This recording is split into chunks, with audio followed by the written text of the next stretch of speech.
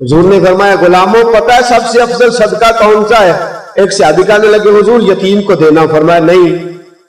सबसे अफजल सदका कौन सा है? या रसूलल्लाह मिस्कीन को देना। फरमाया नहीं।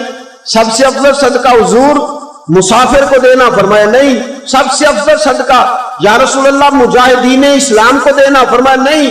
हुजूर फिर बड़ी काबिल गौर हदीस, जागिएगा जरा जरा आंख खोलिएगा। रसूल पाक ने फरमाया तेरा रिश्तेदार हो। सबसे अफजल सदका क्या है? तेरा, बोलिए यार, तेरा रिश्तेदार हो और गरीब हो, हकदार हो। और अगले लफ्ज बड़े अजीब है, तेरा रिश्तेदार हो, गरीब हो और तुझसे नाराज हो। ऐसी बात है।